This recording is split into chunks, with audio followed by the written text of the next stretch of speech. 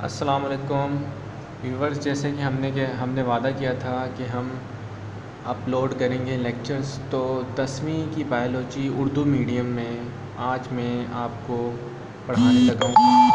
हमारा पहला लेक्चर होगा पहले चैप्टर से।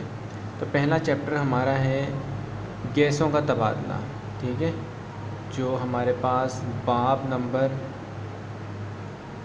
1 है वो है गैसों का तबादला। गैसों का तबादला।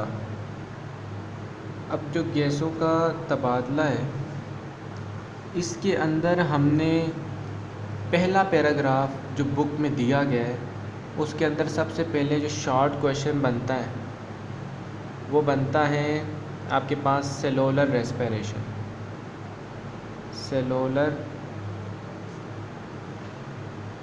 रेस्पिरेशन। तो सेलुलर रेस्पिरेशन क्या होता है बच्चों, आपने ध्यान देना है। सेलुलर रेस्पिरेशन, सेलुलर वर्ड निकला है सेल से। सेलुलर का मतलब होता है सेल, रेस्पिरेशन का मतलब होता है खुराक में मौजूद CH बांड को तोड़ना। तो रेस्पिरेशन का मतलब होता है CH बांड, यानी कि जो कार्बन और हाइड्रोजन के दरमियान ये जो बांड है ना, बांड, इस कोवेलेंट बांड, इस बांड का नाम होता है कोवेलेंट बांड, इसको तोड़ देना। ठीक है, इसको कहते हैं रेस्पिरेशन। और सेलुलर रेस्पिरेशन कहते हैं ये सेल के अंदर अमल होता है ना। बेसिकली CH बांड जो तोड़े जाते हैं, खुराक हमारे जिस्म के अंदर जाती है तो वो सेल के अंदर जाती है ना, ये तो सबको पता है। तो यहाँ से ये जो बांड टूटता है इसको कहते हैं रेस्पिरेशन। तो बुक में ये बताया गया है। और यहाँ से जो बांड टूटेगा ना, कोवेलेंट बांड होता है, और ये टूटता है तो इससे एनर्जी निकलती है। उस एनर्जी को हम ATP में कन्वर्ट करते हैं। ATP होता है एनर्जी करेंसी, एडिनोसिन ट्राईफॉस्फेट। ठीक है, एडिनोसिन ट्राईफॉस्फेट, ये पूरा ये आपको ना एडिनोसिन ट्राईफॉस्फेट होता है, एडिनोसिन ट्राईफॉस्फेट। तो ये मुखफ़फ़ होता है, एनर्जी करेंसी कहते हैं इसे। तो ये आपने गौर से कर लेना है।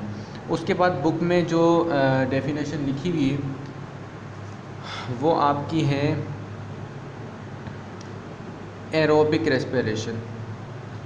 एरोबिक रेस्पिरेशन या रेस्पिरेशन। तो एरोबिक रेस्पिरेशन, एरोबिक का मतलब होता है एयर, यानी कि हवा, एयर। तो रेस्पिरेशन का मतलब होता है CH बांड का टूटना। तो यानी कि एयर की मौजूदगी में, और एयर से मुराद हम यहाँ पर ले रहे होते हैं ऑक्सीजन, यानी कि O2 ऑक्सीजन। ऑक्सीजन जो होता है ना हमारे पास, ऑक्सीजन, अगर ऑक्सीजन की मौजूदगी में CH बांड टूट जाए तो इसको हम बोलेंगे एरोबिक रेस्पिरेशन। और ऑक्सीजन की मौजूदगी में ये कंप्लीट जो है ना, खुराक के मादों की कंप्लीट ऑक्सीडेशन होती है। याद रखना, ऑक्सीडेशन, कंप्लीट ऑक्सीडेशन होती है जो है ना एरोबिक रेस्पिरेशन में।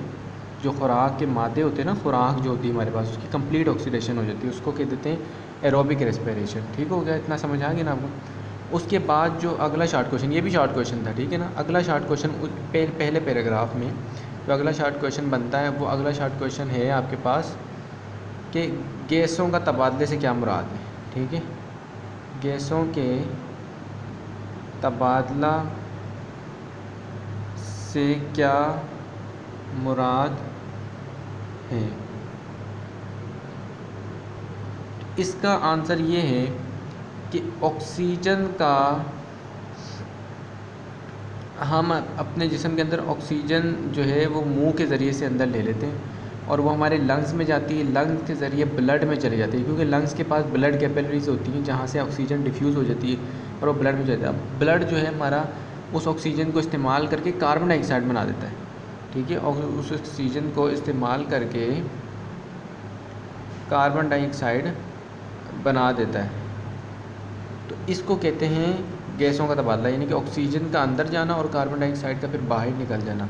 मतलब ऑक्सीजन का माहौल से अंदर आना, माहौल यानी कि जो हमारे एनवायरनमेंट है, हम ऑक्सीजन लेते हैं और कार्बन डाइऑक्साइड हम फिर अपने फेफड़ों से, मुंह के ज़रिए निकाल देते हैं। इसको कहते हैं गैसों का तबादला। उसके बाद हमारे पास जो अगली डेफिनेशन है, अगला जो आंसर है वो है ब्रीथिंग।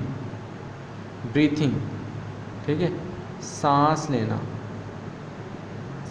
लेना या तनफ़ुस का अमल, तनफ़ुस तनफ़ुस का अमल। तो सांस लेना या तनफ़ुस का अमल से क्या मुराद है, ये भी शॉर्ट क्वेश्चन है, तो ये भी आपने करना है। इससे मुराद यही है जो मैंने अभी बताया ना, ऑक्सीजन को अंदर लेके जाना और कार्बन डाइऑक्साइड को निकालना। तो बेसिकली गैसों का तबादला क्या है, गैसों का तबादला होता है एक्सचेंज, यानी कि आप देखो ऑक्सीजन को लेकर गए, कार्बन डाइऑक्साइड को बाहर, ऑक्सीजन को बाहर नहीं निकाला, कार्बन डाइऑक्साइड को बाहर निकाला, तो तबादला हो गया ना गैसेस का। ऑक्सीजन अंदर की, कार्बन डाइऑक्साइड बनी ब्लड के अंदर, ब्लड से फेफड़ों में आई, फेफड़ों से बाहर चली गई, तो गैसों का तबादला हो गया। सांस लेना क्या है, सांस लेना सिंपल ऑक्सीजन को अंदर खींचना, ये सांस जो है ना, सांस लेना होता है। सांस लेना ऑक्सीजन को अंदर खींच दिया और कार्बन डाइऑक्साइड को बाहर फेंक दिया, ये सिंपल सांस लेना होता है। तो रेस्पिरेशन और सांस लेने में क्या फ़र्क है, ये भी एक शॉर्ट क्वेश्चन है, और यहाँ पर मैं आपको बता दूँगा कि शॉर्ट क्वेश्चन, एक और शॉर्ट क्वेश्चन है कि वो पूछता है कि जी रेस्पिरेशन और तनफ़ुस जो हमने अभी पढ़ा है ना, क्या फ़र्क है, इसमें क्या फ़र्क है। तो बेसिकली जो रेस्पिरेशन होता है उसमें आपके पास ये बेसिकली रेस्पिरेशन में बड़े सारे केमिकल रिएक्शंस होते हैं और फिज़िकल मोशंस भी होते हैं, जिससे आप रेस्पिरेशन में जो है वो ऑक्सीजन अंदर जाती है फेफड़ों के ज़रिए, ठीक है, मसल्स उसमें लेते हैं, फिर उसमें केमिकल रिएक्शंस होते हैं डिफरेंट किस्म के।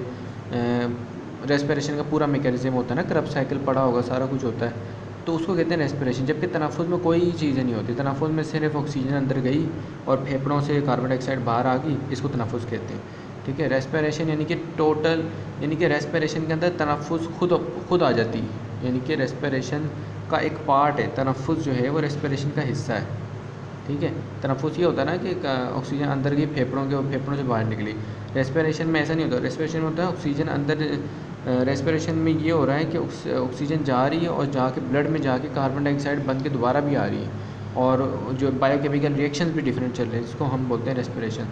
तो ये आज का टॉपिक है, और पहला पूरा पैराग्राफ जो 10वीं क्लास की बायोलॉजी है उसका हमने पहला पूरा पैराग्राफ जो है वो कंप्लीट कर लिया है। तो आपने ये शॉर्ट क्वेश्चन जो मैंने आपको लिखवाए हैं पहले पैराग्राफ के अंदर, पूरा कंप्लीट जो पैराग्राफ है उसमें हमने ये कवर कर लिया। तो कल से हम जो है वो दूसरा लेक्चर होगा हमारा, पौधों में गैसों का इजाफ़ा।